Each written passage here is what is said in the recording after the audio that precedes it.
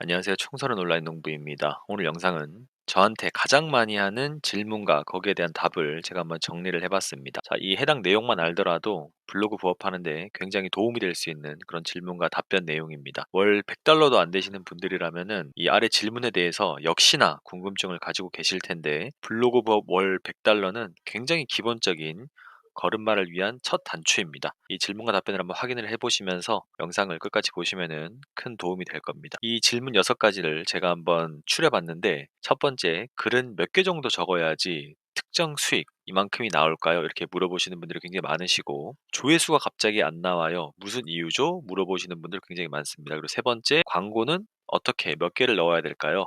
네 번째, 특정 키워드 적어도 되나요? 다섯 번째, 티스토리 해도 괜찮나요? 이제 망한 것 같은데 워드프레스로 넘어가야 되는 거 아닌가요? 여섯 번째, 무료 트래픽에 걸렸습니다. 언제 풀릴까요?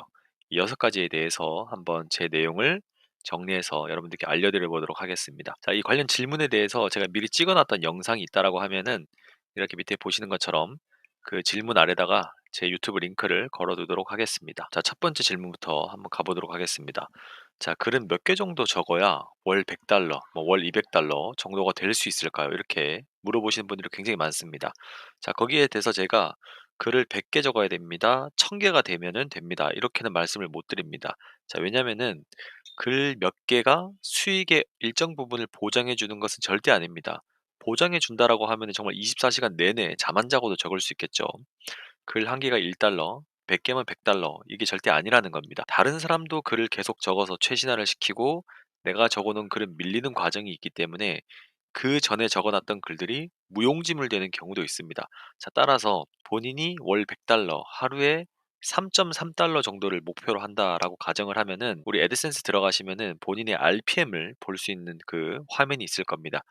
자, 본인의 RPM 곱하기 조회수가 결국에는 이제 하루의 수익을 결정하는데, 자, 내 RPM이 4달러라고 하면은 하루 850회 조회를 목표로 해야 되고, 내 RPM이 3달러다라고 하면은 하루에 1100회 정도 조회를 목표로 해야 됩니다.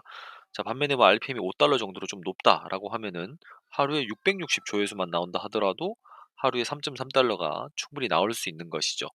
자, 이 RPM 같은 경우도 내가 어떤 글을 적느냐, 광고를 사람들이 눌러보느냐에 따라서 이 들쭉날쭉 편차가 있겠지만, 글을 어느 정도 몇 개 정도 쌓다 보면은 RPM이 거의 비등비등하게 하루에 등락이 그렇게 크지 않고 평균적으로 이어지게 됩니다. 자, 그럴 때 내가 조회수를 어느 정도 만들면 되겠구나라고 감이 잡히시면은, 글을 하루에 한 개 적어서도 이 정도 조회수가 유지된다라고 하시면 하루에 한 개만 적으셔도 되고, 글을 하나도 안 적더라도 이 조회수가 유지된다라고 하시면은 블로그를 추가하셔서 이 블로그 수익을 더 많이 내신다던가, 아니면은 글을 더 많이 적으셔 가지고 하루에 3.3달러 목표가 아니라 뭐 6달러, 10달러 이렇게 목표를 잡고 진행을 하셔도 된다. 이렇게 생각을 해 보시면 될 것 같습니다.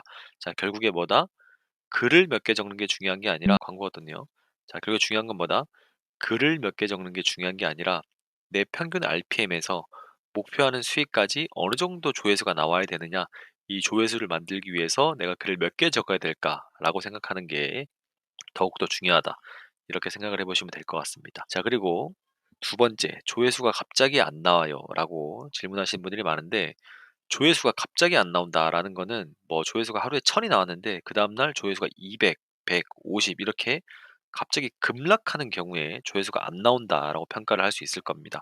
뭐 조회수가 1000이 나오다가 갑자기 900이 나왔어요라고 하는 거는 떨어진 게 아니죠. 그냥 그 요일별로 지수에 맞춰서 움직인다라고 볼 수 있는데, 자, 80% 이상, 90% 가까이 뭔가 조회수가 급감했다라고 하면은 저품질 확률이 굉장히 높습니다.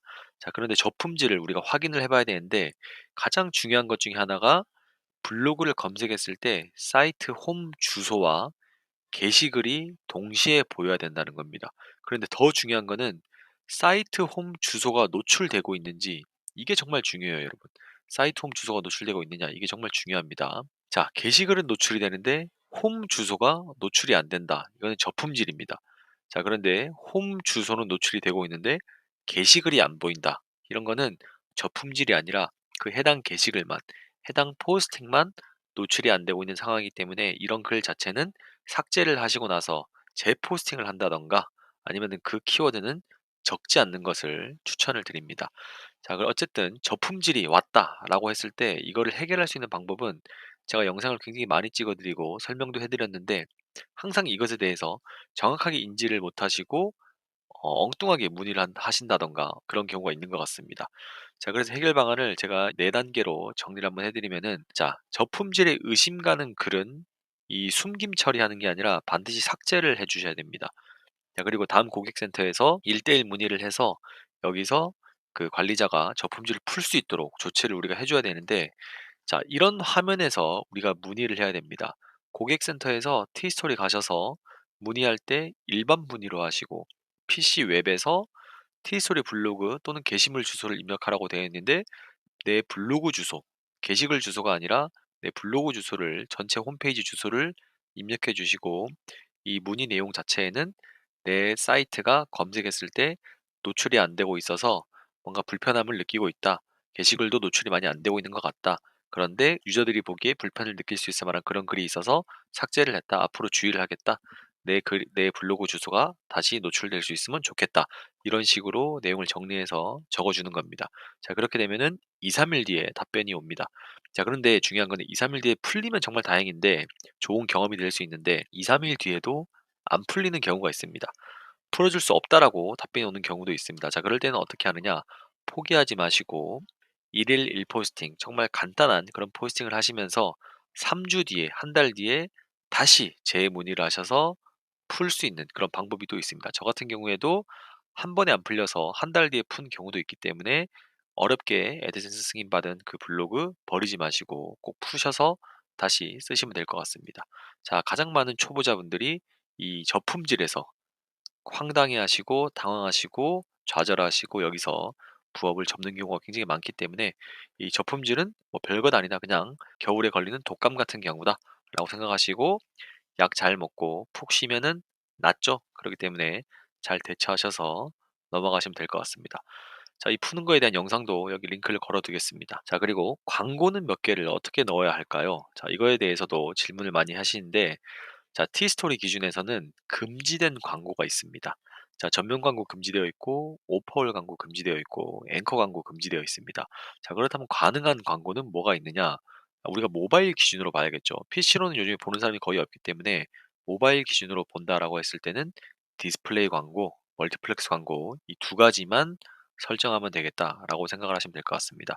자, 디스플레이는 자동 광고가 있고 고정형 광고가 있는데, 자동은 반응형처럼 알아서 이 핸드폰 사이즈에 맞춰서 이 광고가 사이즈가 변하는 것이고, 고정형은 300에 250 사이즈로 고정하셔서 설정을 해 두시면 된다 보시면 될 것 같습니다. 자, 제 기준에서는 한 개 포스팅을 할 때 수동 광고로 직접 입력을 하고 4 개에서 6개 정도 광고를 삽입을 합니다. 자, 그 예시를 제가 여기 한번 적어 놨는데, 제가 90% 이상은 소제목 하단에 광고를 넣는다라고 했는데, 자, 첫 번째 소제목 아래 디스플레이 광고 넣고, 소제목 두 번째 디스플레이 광고 고정을 넣습니다. 뭐 또 세 번째 소제목에 디스플레이 자동, 네 번째 소제목에 디스플레이 자동, 다섯 번째 소제목에는 디스플레이 고정, 그리고 마지막에는 멀티플렉스 광고 이렇게 넣고 있습니다. 자, 중간중간에 이 광고를 빼도 상관없습니다. 빼도 어차피 저는 자동 광고가 온 되어 있기 때문에, 켜져 있기 때문에 이 비어 있는 자리에도 광고가 들어간다. 자, 그런데 이 애드센스 광고를 자동 켜두기를 해 두면은, 수동으로 넣은 거랑 자동 광고랑 겹쳐서 뭔가 광고가 이중으로 나오는 거 아니냐, 겹쳐서 나오는 거 아니냐라고 물어보실 수도 있는데, 그렇지 않으니까 그냥 자동 광고는 켜두셔도 되고 끄셔도 되는데, 저 같은 경우는 켜 놨다라고 보시면 될 것 같습니다. 자, 광고를 서식으로 넣는 거 제가 링크 이렇게 걸어 놨고요. 자, 그리고 특정 키워드, 뭐 "땡땡 키워드 적어도 되나요?" 물어보시는 분들이 있습니다. 사실 뭐 이거는 아시겠지만 정답은 없는 거죠. 자, 제가 알려드리는 것처럼 뭐 임플란트, 보험, 카드, 대출 이런 키워드는 위험하니까 적지 말으셔라라고 안내를 해 드렸습니다. 그런데 뭐 주식이나 지원금, 요즘은 부당경감도 있었고 소상공인 뭐 이런 거 대출 관련, 지원금 관련된 그런 정부 정책들이 나오는데, "이런 거 적으면 안 되나요?" 라고 물어보시는데, 정답은 사실상 이런 모든 키워드는 적어도 상관이 없습니다. 자, 우리가 임플란트 같은 경우도 이 벤치마킹을 하다 보면은 이 임플란트를 적었는 티스토리인데도 저품질이 안 당하고 노출이 되어 있는 경우를 볼 수가 있습니다. 자, 이런 경우는 어떤 경우냐? 뭐 저 같은 경우도 마찬가지겠죠. 저도 저품질했다가 풀었다가 저품질했다가 풀었다가 이런 경험을 많이 하면서 '아, 어느 정도의 줄타기 요 정도는 가능하겠구나. 내 블로그에서는 요 정도에 대한 키워드를 적었을 때는 저품질은 안 당하겠구나.'라는 거를 감으로 아는 사람들입니다. 자, 그렇기 때문에 경험이 굉장히 중요한데, 여러분들 초보자 같은 경우도 사실상 경험이 굉장히 중요하죠. 저품질을 한 번도 안 당하고 몇 년 동안, 뭐 5 년, 6 년, 7년 동안 계속 블로그를 운영할 수 있으면 좋겠지만, 정말 무조건 걸리게 되어 있습니다, 저품질은. 그런데 한 번도 경험해 보지 않고 그런 것을 염두에 두지 않고 저품질이 왔다라고 하면은 당황할 수 있고, 심지어는 극단적으로는 블로그 부업을 접을 수도 있기 때문에, 이런 거를 하나씩 하나씩 작게 작게 시작을 해 보면서 그런 경험도, 부정적인 경험도 해 보는 게 중요하다. 그거를 또 헤쳐나가는 과정도 굉장히 중요하다라고 생각을 하고 있습니다. 자, 그렇기 때문에 대처할 수 있는 방안에 대해서 이 생각을 하시면서, 위에 했던 내용처럼 이 블로그 저품질이 왔을 때는 어떻게 조치해야 되겠구나, 이거를 내용을 인지하고 나서 저품질이 온다라고 하시면은 바로 조치가 가능할 수 있겠죠. 그렇기 때문에 이렇게 모든 키워드는 내가 한번 경험을 해보고자 적는 것은 뭐 추천드리는 바다. 그런데 굳이 내가 이것에 대해서 멘탈이 약해서 열심히 적었던 블로그가 저품질이 되면은 나는 멘탈을 못 잡을 것 같아라고 하시면은 적지 않는 것을 추천을 드립니다.